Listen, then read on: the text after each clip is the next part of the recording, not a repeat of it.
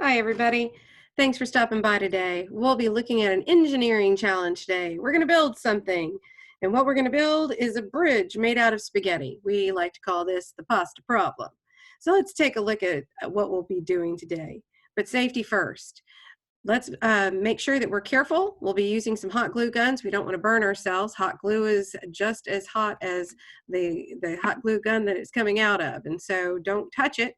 Once it dries, it'll be safe to touch. And make sure you're doing this with a parent, and make sure you're wearing safety glasses. We want to make sure that everybody's safe. If your bridge breaks too soon, you could have pasta flying everywhere. And also, if your bridge breaks too soon, you might also have some falling weights. So make sure that you're wearing some closed-toed shoes and you're watching out just in case your bridge fails and the weights fall to the ground. We can look at historic examples of bridges. They're always used, of course, to bridge that gap that man sees as a hindrance to travel. And so some of these date back to the 1300s. Some are the most modern bridges on the face of the earth now. We have in the south of France, the very tallest bridge, Millau Viaduct, and then the Dangyan Kunsan Grand Bridge in China is the longest bridge. These are really fascinating structures. Ours may not be the longest or the tallest, but we're going to make sure that we make it the strongest we can out of the materials that we have, and that's where our engineering challenge will come in.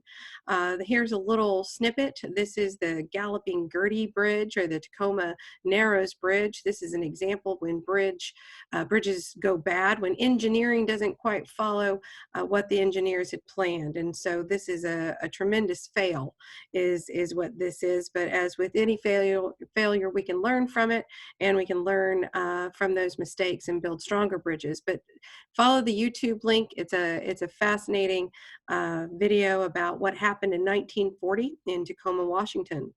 So let's take a look at our mission.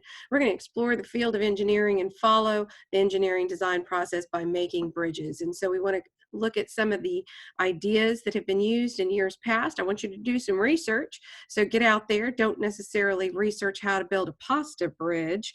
What I'd like for you to do is take a look at how bridges are built and what makes a strong bridge versus one that might be subject to fail. Your engineering design challenge is to design the bridge that can hold the most weight before breaking. So here's where our challenge is going to come in. We're going to use this following material list to build a bridge that we will subject to some stress. And so how are we going to subject it to some stress? We're going to hang some weights from it once you're done. We'll start out with 1 pound of dry spaghetti, a glue gun, some glue sticks. I would suggest a package at least, and then various weights from 5 to 50 pounds. Or of course you can add the weights in 5 or 10 pound increments to equal that amount. But you'll just have to hang them from a chain so all of them can fit on there at once. You'll need a large tub or some newspaper spread out underneath. This will make cleanup easier. Once the bridge breaks, you'll find that pasta is going to go everywhere, and so we want to make sure that we can collect up all those pasta pieces and not have any lying about. You'll need 2 tables, place them about a foot apart, and then a metal strip to serve as the road. A chain to hold the weights. You'll be hanging weights from your bridge, so you'll need those increments of 5 up to 50 pounds.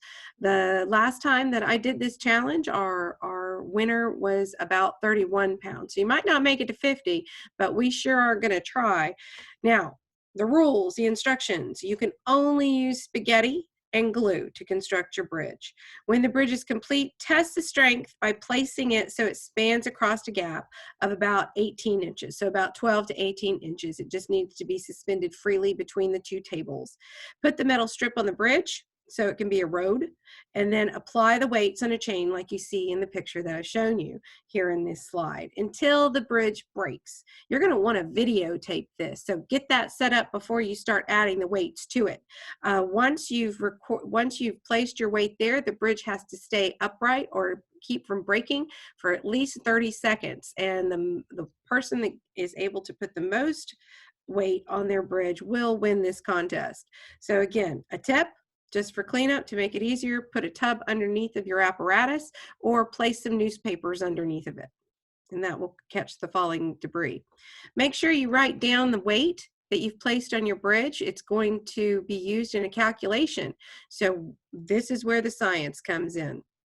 We'll be using the amount of mass that you hung from your bridge, and we'll be converting that into kilograms, and we'll use that in a calculation on the next slide. Remember, for every pound, that would be equal to 2.2 kilograms. You can do a very simple conversion, or go to the internet, and there's plenty of calculators there to make your life easier. May the force be with you. Of course, we're talking about newtons of force, that is. This is something that was described by Isaac Newton, and he had 3 laws of motion, and the second law of motion dealt with how that force is a result of the interaction between mass and the acceleration that we experience on Earth. So what is that acceleration that we experience on Earth? Well, it's 9.8 meters per second. And so that's what we're going to use in our calculation. So 9.8 meters per second squared. We're going to multiply that by whatever kilograms that we have, and then that's going to equal our newtons of force. We want to be able to report on that when it comes time for you to report your results. And so make sure you've converted your mass right here into kilograms, and you're going to use Earth's acceleration. It's going to be 9.8 meters per second, no matter where you're standing in your house. And so that will be a constant. Multiply that by the mass, and your resulting calculation or quantity will be in newtons of force. And so that's what we're going for. We want to explain newtons of force. I put this slide in here just to give you some ideas of how you can create these structures with straight lines. And so if you notice that although some of these trusses are curved at the top, you can replicate this with straight pieces of spaghetti. And so just to encourage you, you can do this.